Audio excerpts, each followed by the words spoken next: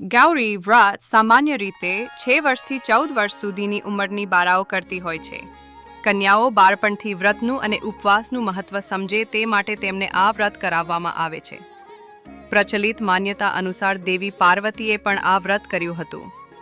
અષાઢ સુદ એકાદશીનો અવસર એટલે તો અનેકવિધ ઉત્સવોના પ્રારંભનો અવસર. પ્રચલિત માન્યતા અનુસાર આ દિવસે શ્રી હરિ વિષ્ણુ યોગ નિંદ્રામાં જાય છે. તે સાથે જ ચાતુર્માસનો પ્રારંભ થાય છે.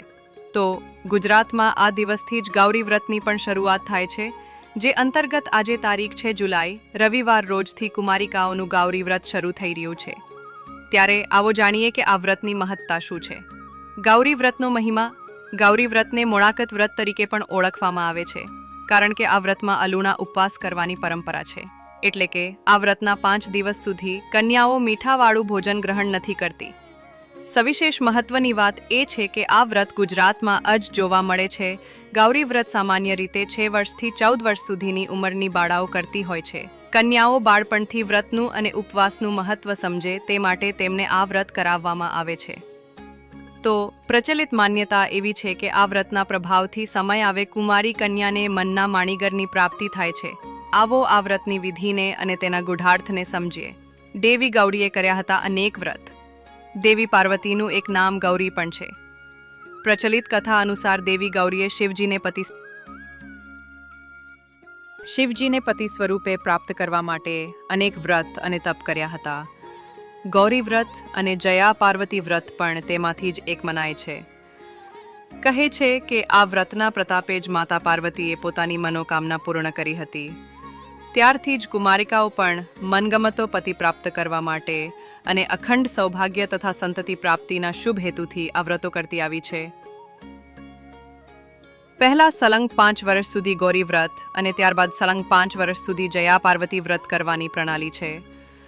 અલબત્ત શાસ્ત્રોમાં તો સલંગ 20 વર્ષ સુધી જયા પાર્વતી વ્રત કરવાનું વિધાન છે, જેમાં પ્રથમ 5 વર્ષ જુવાર ખાઈને, બીજા 5 વર્ષ જવો ખાઈને, ત્રીજા 5 વર્ષ ચોખા ખાઈને અને છેલ્લા 5 વર્ષ માત્ર મગ ખાઈને વ્રત કરવામાં આવતું. આજે 5 વર્ષ બાદ જ વ્રતની ઉજવણી કરી લેવામાં આવે છે. જવારા રૂપ માતા પાર્વતીની પૂજા. ગૌરી વ્રતમાં જવારાની પૂજાનો સવિશેષ મહિમા છે. વાસ્તવમાં આ જવારા એ પાર્વતી સ્વરૂપ જ મનાય છે.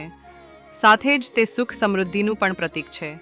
પહેલાના સમયમાં વ્રત માટે અષાઢ સુદ પાંચમે ઘઉં, જવ, તલ, મગ, તુવેર, ચોળા તેમજ અક્ષત એમ 7 પ્રકારના ધાનને છાણિયું ખાતર નાખેલી માટીમાં વાવવામાં આવતા. તેમાં રોજ જળનું સિંચન કરાતું. અષાઢી સુદ એકાદશી આવતા આ જવારા ખીલી ઉઠતા. અષાઢ મહિનો એ વરસાદનો અને હરિયાળીનો મહિનો મનાય છે. કન્યાઓ ધાન્યનું, ખેતીનું મહત્વ સમજે તે દ્રષ્ટિએ પણ જવારાની પૂજા કરવામાં આવે છે. શિવશક્તિની એકસાથે પૂજા. ગૌરી વ્રતમાં જેટલો મહિમા જવારાની પૂજાનો છે, તેટલું જ મહત્વ કન્યાઓને મન નાગલા બનાવવાનું પણ છે. રૂની પૂનીને કંકુ વડે રંગી તેમાં ગાંઠો વાળીને નાગલા તૈયાર કરવામાં આવે છે. આ નાગલા એ શિવજીનું પ્રતીક મનાય છે. આ શિવરૂપી નાગલા પાર્વતી રૂપી જવારાને અર્પણ કરવામાં આવે છે. આ નાગલા અર્પણ કર્યા બાદ જ જવારાની પૂજાનો મહિમા છે.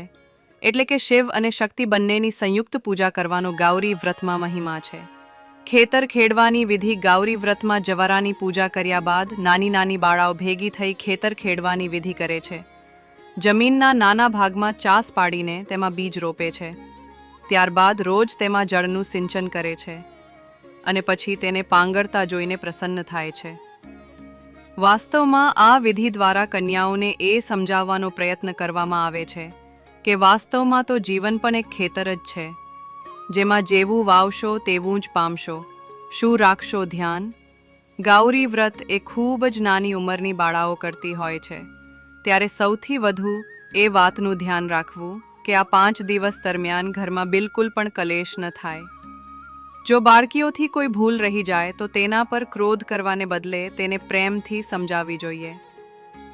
ઘણીવાર દીકરીઓ ભૂલથી કંઈ ન ખાવાની વસ્તુ જો મોંમાં મૂકી પણ દે તો તેને ઠપકારવાને બદલે સમજાવટથી કામ લો. ભગવાન ભાવની શુદ્ધિ જુએ છે.